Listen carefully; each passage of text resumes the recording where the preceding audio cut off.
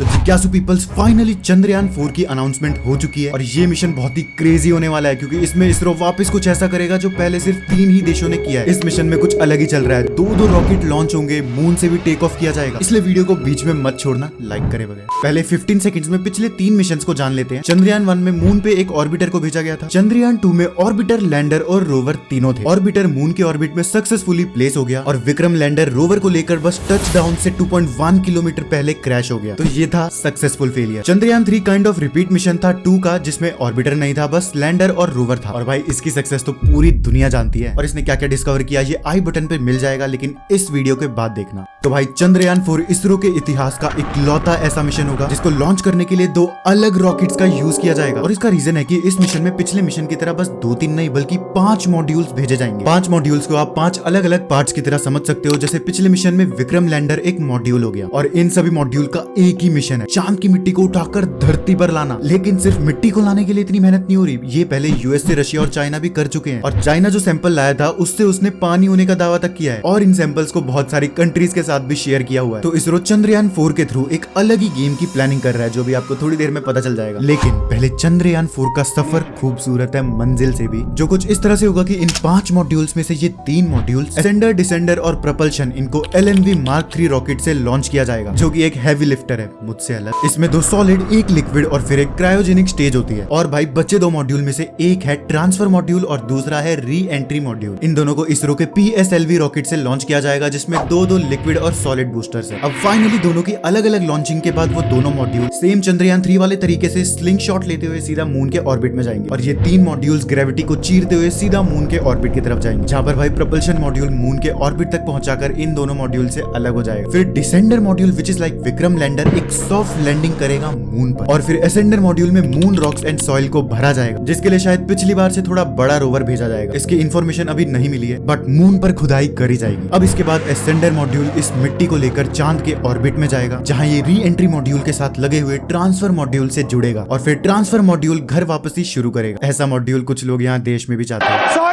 Sorry. अब finally transfer module in दोनों modules को अर्थ के ऑर्बिट में ड्रॉप करके अलग हो जाएगा। भाई साहब एंड में बच गए बस असेंडर और री एंट्री मॉड्यूल। दोनों गए अलग अलग थे, आए साथ में है, मून ने बना दी जोड़ी। तो फाइनली री एंट्री मॉड्यूल अर्थ के एटमॉस्फेयर में एंट्री लेकर लैंड करेगा और मून सॉइल से भरे असेंडर मॉड्यूल को सुरक्षित इसरो के हाथों में पहुंचाएगा। कैसे होगा अभी कोई इन्फॉर्मेशन नहीं है, लेकिन आप कुछ मिस ना कर दो इसके लिए सब्सक्राइब कर दो अगर नहीं हो तो, क्योंकि आपका साइंस में इंटरेस्ट है तो साइंटिफिक मंत्रा में भी होना चाहिए। अब ये मिशन एक बड़े मिशन की टेक्नोलॉजी डेवलप करने की प्लानिंग है, जिसको इसरो 2040 में लॉन्च करेगा। Man mission, woman, human mission. जैसे चंद्रयान 3 के स्लीप मोड में जाने से पहले विक्रम लैंडर ने एक लास्ट हॉप मिशन किया था ताकि इस 4th मिशन के असेंडर मॉड्यूल्स की टेक्नोलॉजी का डेटा कलेक्ट हो सके। वैसे ही 4th मिशन जो कि 2028 तक लॉन्च करने का टारगेट है, इसकी सक्सेस इंपॉर्टेंट है इंसानों को चांद पर भेजकर वापस लाने के लिए। इसी बात पर लाइक ठोको और शेयर करना अपने सभी दोस्तों के साथ। मैं मिलता हूं आपको एक और नेक्स्ट अमेजिंग साइंस टॉपिक के साथ, तब तक के लिए stay safe and keep learning. जय हिंद।